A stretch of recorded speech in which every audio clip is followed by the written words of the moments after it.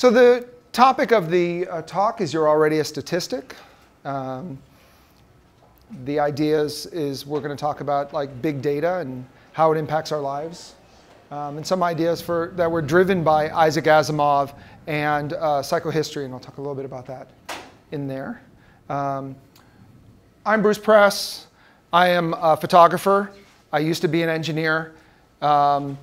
I am here to provide contrast. As a photographer, we know that you don't see anything in a picture without contrast. So I'm the shadow to the light of the rest of the skeptical track. People who are professors and doctors and notable figures, and then there's me.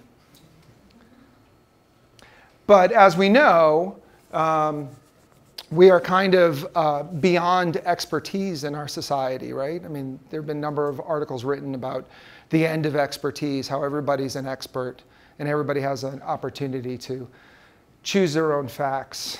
So another Asimov quote, "The fall of empire, gentlemen, is a massive thing, however, and not easily fought. It is dictated by a rising bureaucracy, a receding initiative, a freeze of caste, a damming of curiosity, 100 other factors.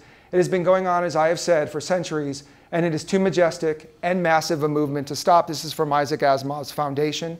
I'm a huge Asimov fan. When I was growing up, he was fundamental to my forming of my ideas of the world and what I'm excited about, which is science.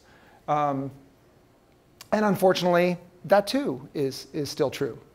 When I talked to Marv about doing a talk this year, I did not have a topic. It wasn't until I saw Rationally Speaking 197 that I kind of got an idea of what I wanted to talk about. So I have to give Julia and Doug Hubbard some credit for this. That's a fantastic podcast. If nobody's listening to it, you absolutely should.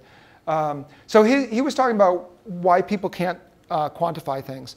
And he talked about things that maybe you would initially think are difficult to quantify or impossible to quantify, like the value of life. But we quantify those things every day.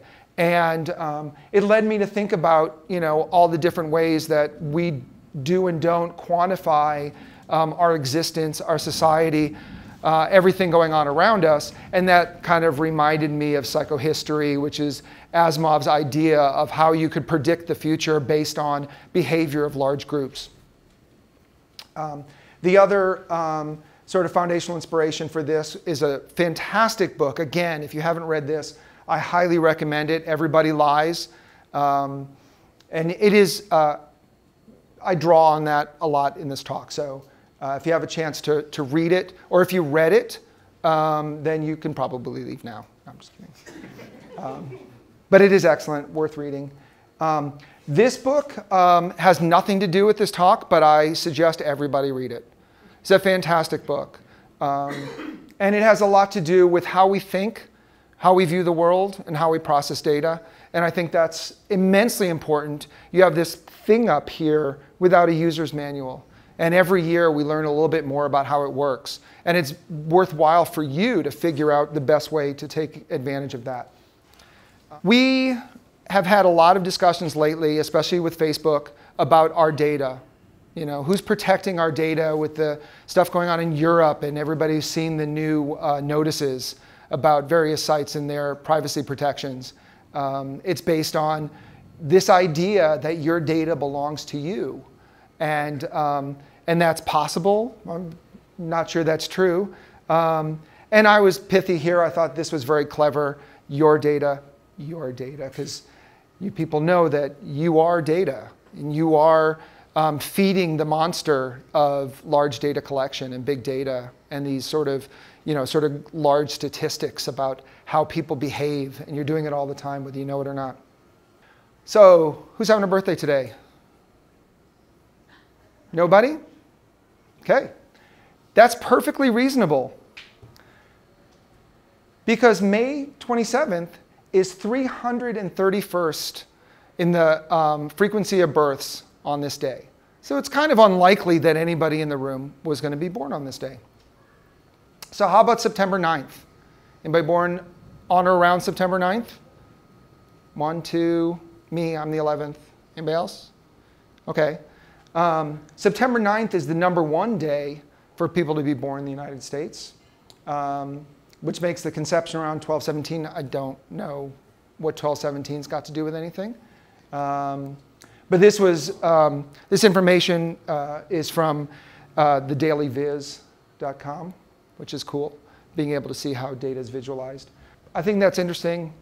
I was just looking for things that had to do with data. So obviously birth records are not under your control. The hospital owns them.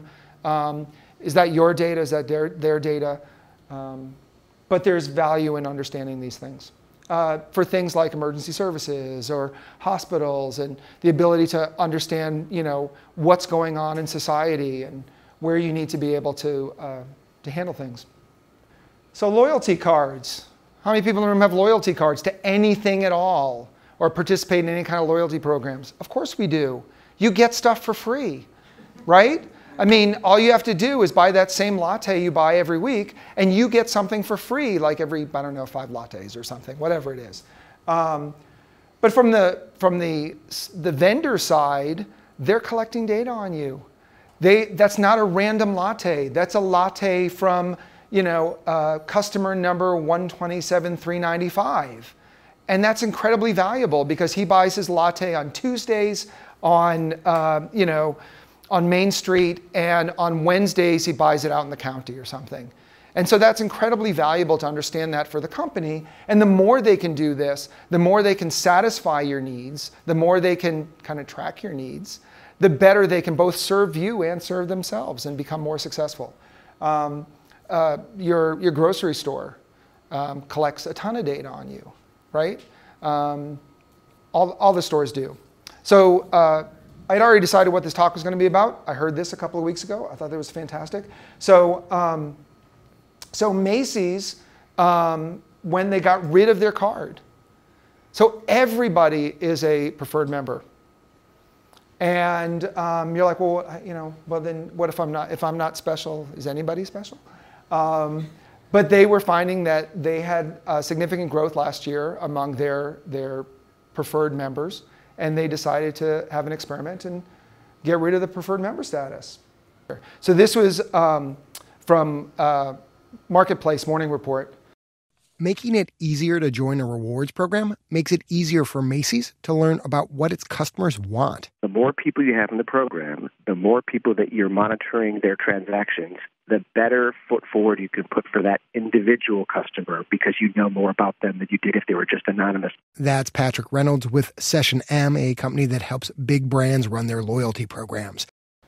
So put a nice spin on it. If the more we know about your buying habits, the better we can serve you. And that's true. But it's also the better we can do other things. And this information is immensely valuable. I worked for a time, prior to being a photographer, I worked for a time for a company that did big data. And one of our clients owned a number of Kentucky Fried Chicken franchises. And, everybody who pays with a credit card, your data is collected.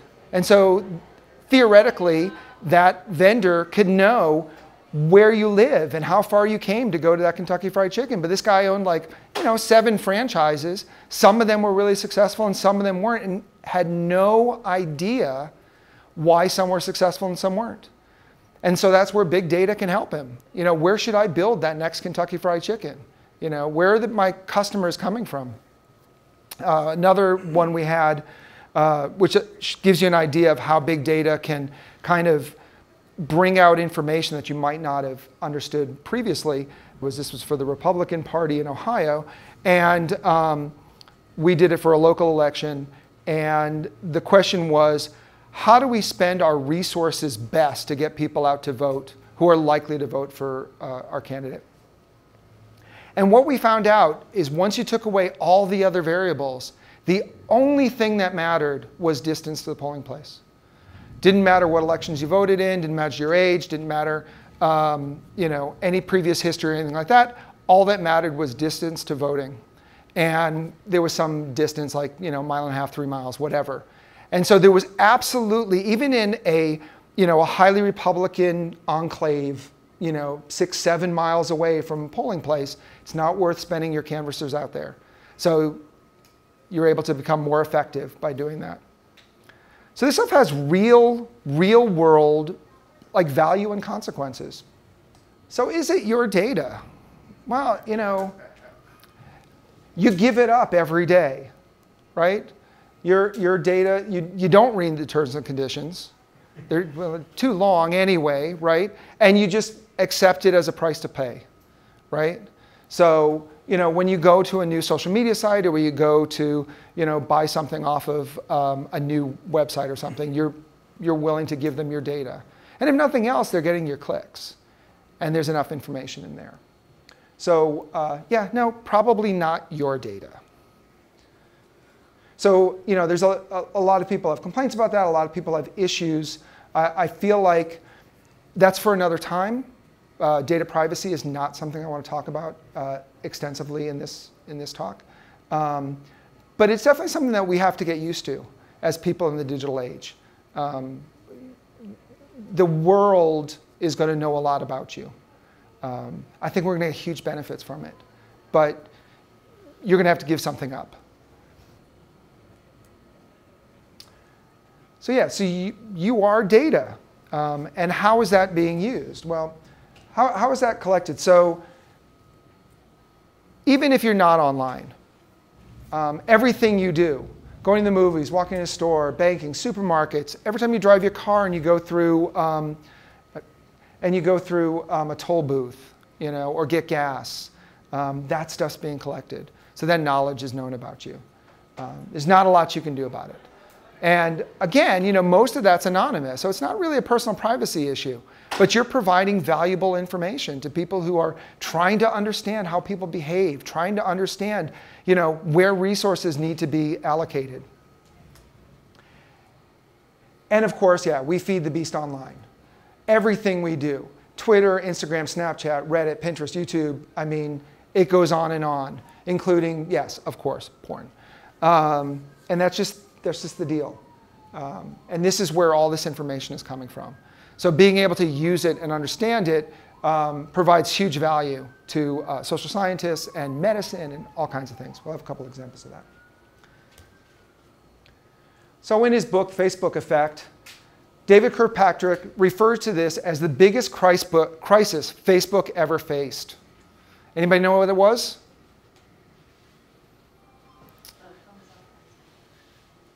No? Good guess, though. Recognize what this is, even blurred out? Right? It's the Facebook Newsfeed. This was the biggest crisis that Facebook ever faced, according to that author. And the reason is because people saw it and said, this is disgusting. We're creepy, stalking kind of things. I even had a friend just 10 minutes ago outside refer to it the same way. It's a lot easier to recognize Facebook when you have this right column here, right? So yeah, they're selling your data. Back in February when there was the big outcry, yes, that data was used in a way that's kind of nefarious. But if anybody was shocked that Facebook is selling your data, you're ultimately very naive. That free service is there because they can sell your data, because they can sell advertising. If you've ever clicked on that right-hand side, you derived value from it potentially.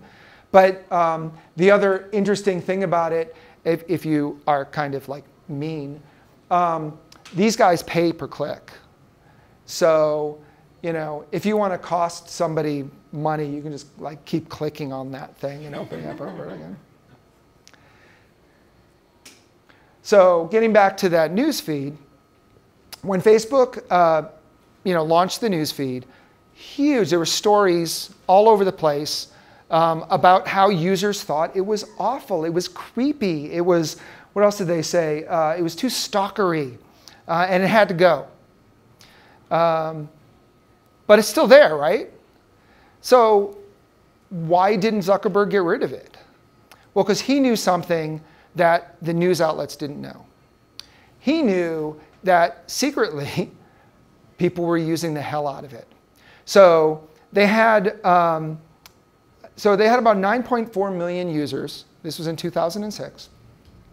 In August, there were 12 million page views on Facebook.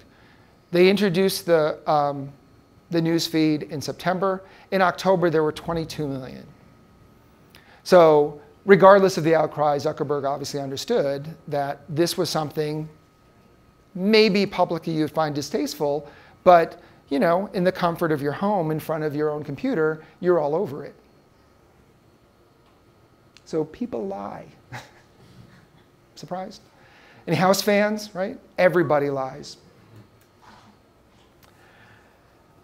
So heterosexual women in a poll by the General Social Survey is an annual survey that is very well respected. It's been going on since 1972. It's run by the NORC, the National Opinion Research Center at University of Chicago. This has been a way that social scientists and stuff have used to understand our social lives for many years. So according to this survey, heterosexual women, 55 times per year using condoms about 16% of the time. Maybe that's great, maybe it's not. It's over 1 billion condoms a year. It's amazing. Heterosexual men report they use about 1.1 billion condoms. Well, that's problematic. Who are they using those condoms with? Right? So somebody's lying, right? Either the men or the women. Okay? So anybody feel like the women are lying? You feel like the men are lying? Not willing to commit? That's fine. Well, honestly, everybody's lying. There's only 600 million condoms sold in the United States in a year. So, you know, clearly there's some social signaling going on there. When somebody asks you a question in a survey, you know, I know we all do this. I'm not even going to ask you, but I know we all do this in the back of our head. When we read the question, we're kind of like, what should I be doing? You know, what is the kind of right answer? And even if you're not being judged, even as a paper survey or an online survey, and actually online surveys do better than paper surveys do better than in-person surveys, right? The more anonymous we are, the more honest we are. And then there's a way for us to be even more honest. So you know, surveys are not a great way to understand the thoughts and feelings and movement and behavior of humans. So what have I left out? We talked about a lot of our social media, talked about things in the real world that we use to feed the beast, you know, our loyalty cards and stuff like that. Something we haven't talked about. Google. Google's watching you. Google is a treasure trove of information about you. And there's both passive and active ways that they do it. This is my timeline from Friday. Not only did I go from Bethlehem, where I was shooting a concert, I stopped at Dunkin' Donuts to get some coffee on the way back. And then where'd I end up? Harbor Place, because I was coming here. So I thought, you know, and I knew this was there. This is a timeline from Google. If you've never looked at it, it's amazing. You know, day by day, month from month, year by year, you can look at the places you go. And, you know, maybe you go various places, but maybe you go certain places over and over and over again. Is this when you're not actually using Google? Yeah, no, I wasn't actually using Google Maps at the time. Right, that's what I was wondering. Yeah. First. Yeah, I mean, that one I probably was, but not always. I'll show you another, the next slide I'll show you an example where I was clearly not using Google Maps. So this is my March. I was at Bruce F. Press Photography. That's understandable. I was also at the Incheon International Airport, and I was in the Erewhon Museum in Bangkok, and I clearly wasn't using Google Maps then because it would have provided me with no value. So yeah, so it's just tracking my phone. It knows where I am. You can shut that off. Again, there's benefit and there's cost and benefit in it. You know, if you're going the same place every day, it knows it, and maybe that's helpful. Maybe it'll let you know, oh, this, I think we've all used Google Maps, and it'll tell you, hey, this place isn't open. You're heading there, it's not open, or traffic's unusually heavy on the way there, or whatever. Or, so again, there's value. You can wipe it out. You can go into timeline and say, clear it. So it's there, and they do give you management tools, but a lot of people don't even know that timeline exists. So yeah, it's kind of cool. And then we have Google Trends. Trends is interesting. Anybody ever used Google Trends? So when you're talking about Google collecting tons and tons of data, and remember, Google collects data second by second, minute by minute, day by day.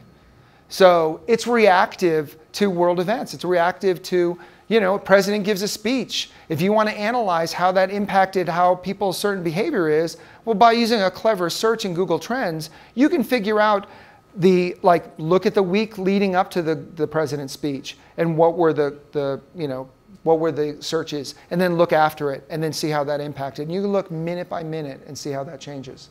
So because I'd been reading Everybody Lies, and there was some, again, because everybody lies, there was some stuff about awful things that people do. So I put in a search, and I did a search about lynching in the United States. Now, you would think that, in 2018, the topic of lynching would be pretty low level. But there's this amazing peak in April of this year. And why? I honestly, I did this morning, and I just typed in lynching. I had no idea. So I said, well, that's interesting. Where were people talking about lynching? So Alabama, District of Columbia, Maryland, Delaware, Georgia were the top places that people were looking at lynching. So this could be some sort of major social thing that we probably would like to know about and delve into a little bit further, which I did. So this is from a Snopes article. These two guys, it looked like they were in the middle of a deal involving guns. And either it went bad, or the two white guys that killed them were racist. And then once they killed them, pardon me, but they dismembered and tried to get rid of the evidence in a river. So a number of news outlets referred to it as a modern lynching, or lynching 2.0. And so you got a big bump in issues about lynching on Google. People tell truth to Google. One of the things they found over and over again was that things that weren't being apparent, like in the last election, things that weren't apparent in the surveys being done were apparent in Google. And so there's a certain amount of honesty people have with Google. We ask Google questions about our sex life, about our health, about our odors, whatever it is, our partners. We'll ask Google, and Google records it dutifully. The data in Trends is anonymized. It's not about you, it's about us. And so from that aspect, it's immensely important and valuable. So, so I put in sex, because that was obvious, right? And I looked at, okay, so in the last day, how have the searches for sex gone? And again, if I wanted to be more nuanced, I could tailor my searches to figure out, is it women asking about sex? Is it men asking about sex? There are various ways of identifying who's who on search based on, the large breadth of their queries. So yeah, so 10 to 8 p.m., 10 p.m. to, I'm sorry, that should be 10 p.m. to 8 a.m., and it peaks around 4 a.m. So, I went through, and you can hover over the graph, and you can see the times. And it's, 3 a.m., 3 a.m., 2 a.m., 3 a.m., 2 a.m., 3 a.m., 3 a.m. is the peak. And so dark thoughts in the middle of the night, right? But I thought, that's an assumption, right? I'm fulfilling my expectation that in the middle of the night, people are asking questions about suicide, or they're concerned about suicide, or they're looking for the suicide hotline. I don't know. So another way to look at information on Google is to, and we've all done this, right? You start typing in something and it fills it for you, So, maybe you type in Ryan Gosling and the weird things that come after is like, feet or, height or, how much he makes or whatever. So I said, well, okay, so what is the trending stuff with suicide? Why, what could it be that every night people are asking? So I looked and, there's a lot of Suicide Squad, which I don't quite understand. Because it was not a good movie and there's no reason for people to even be talking about it. Right. Well, this isn't time-based. This is like the most likely solutions to your question. So down here it says report inappropriate predictions. So there are definitely dark things or awful things, things having to do with children and stuff like that Google will not put in there. Teasing that data out is a little bit different. Okay. So yeah, truth's out there, maybe. We can find out something. We can tease something out that's useful for us. So why do we care? What are the absolutely useful things we can do? Well, we've already seen some of it, right? If you use Google Maps, if you use Waze, thank you. They can know not only moment to moment what traffic looks like, but also predictive. You can go into Google and get directions and say, well, okay, it's going to take me an hour and a half now, but tomorrow morning at 9 o'clock, how long is it going to take me? And that's just useful and pretty darn accurate. There's a lot of stuff about medicine and that you can understand based on big data. So I think we care a lot about this. I think when we get lost in the weeds of our personal privacy and we worry about where our data is going, and it's a reasonable question, and it's reasonable for us to expect our service providers and our government to be responsible custodians of that data. But don't assume it's yours, and understand that, yes, there's nefarious things like Russians hacking an election, but there's also really good stuff that can come out of it. So what are some of these things? What's a big solution? So here's one that this came out of Columbia University and Microsoft. So assume they weren't using Google data, they were probably using Bing data, which means it's not really a high quality study. But what they did was they used anonymized data, and they looked for people. They knew, it's anonymized, so they don't know who the person is, but they can track a particular individual's searches. And so they looked for searches that were of the nature of, I now have pancreatic cancer, what do I do? Or a treatment plan for pancreatic cancer, or whatever, right? And they worked back from there. And they found patterns. And these patterns could be viable for early detection and reporting of pancreatic cancer. Like I mentioned before, when you have a doctor, when you go to your doctor, they use heuristics for figuring out what's wrong with you based on your symptoms. But their database is moderately small. And unless they read all the journal articles every year for forever, it's still a very small data set. But there could be a large data set that could allow them to quickly and easily identify issues.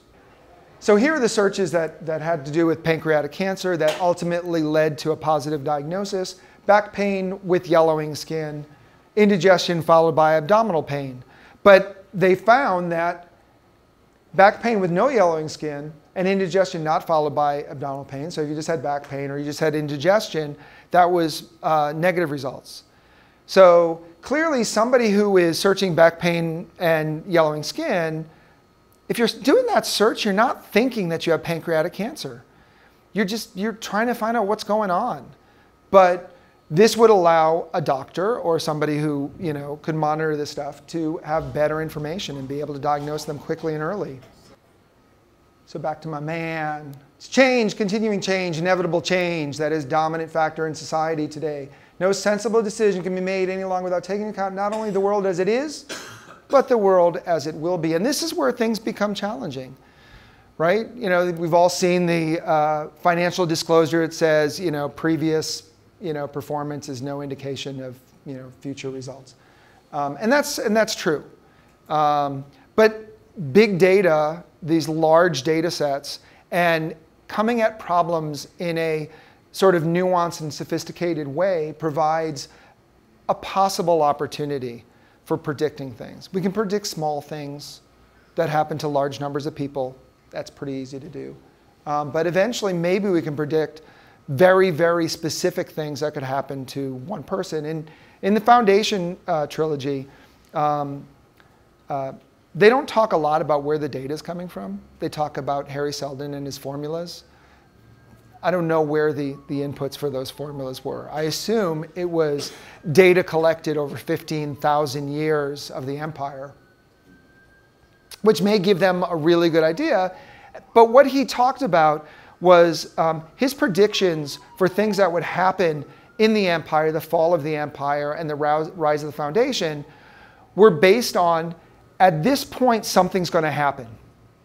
And there's going to be a player that is going to have to do something. I don't know who that player is, because you don't know, right? You don't know the name of that person.